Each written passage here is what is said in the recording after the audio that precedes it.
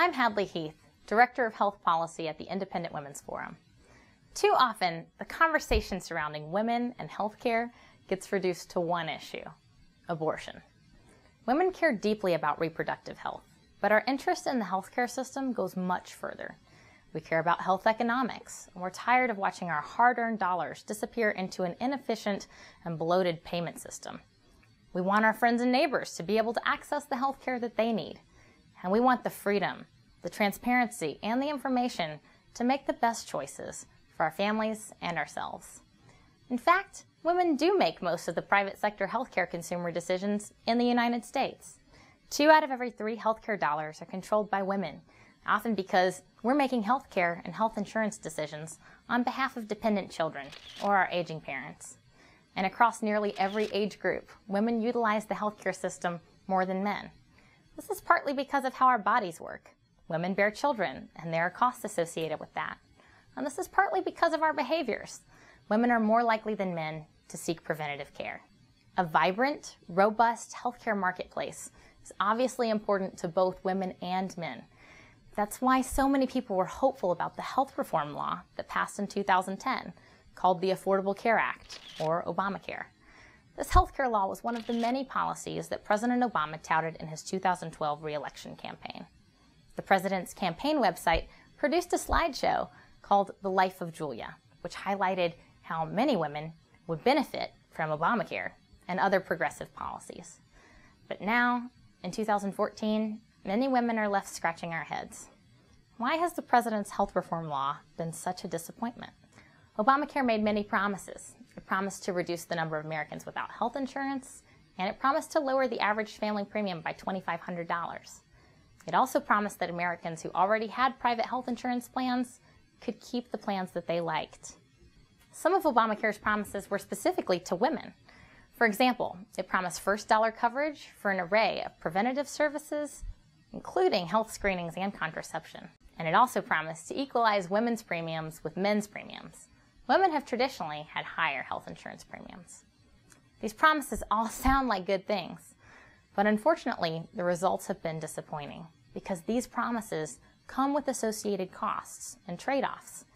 Millions of people have been surprised by the news that they cannot keep the health plans that they liked. Instead, the law resulted in the cancellation of their plan, and they've had to seek new coverage. This includes, of course, many women. To highlight the experience that so many families have had under Obamacare, the Independent Women's Forum, the group that I work for, created an alternative and more realistic version of the life of Julia. We called it The Real Life of Julia. You can see it at thereallifeofjulia.tumblr.com. In our story, Julia's health insurance is canceled, and she has to sign up for an Obamacare plan instead. The new coverage under Obamacare's exchange plans may include new benefits, but there are downsides as well. Some of the doctor networks in the new plans are much more restrictive than other commercial plans. In some cases, the pools are 50% smaller, meaning patients like Julia may have a hard time accessing health care. And the promise of free preventative and contraceptive care deserves a second look. This benefit is part of a list of benefits required by the Department of Health and Human Services called Essential Health Benefits. The problem with this approach is that it doesn't really reduce health costs to women or to anyone else. Instead, it forces all consumers to pay for these services that are mandated for coverage through our higher health insurance premiums. We still pay for our doctor's visit, and we still pay for our birth control. We just do so through higher premiums instead of copays that reflect consumption. Importantly, it's not just a coverage mandate for preventative or contraceptive care that presents bad economic incentives. It's all coverage mandates that work to restrict consumer choices in health insurance policies. Before Obamacare, many states regulated what type of coverage was mandated in their state. Not surprisingly, states with more coverage mandates had higher average premiums. The goal of health reform should be to make insurance products more diverse, more affordable, and more competitive. This would mean removing coverage mandates, but instead Obamacare went in the wrong direction, mandating a one-size-fits-all set of benefits for the entire country. And finally, Obamacare promised women to lower our premiums so that they were equal to men's.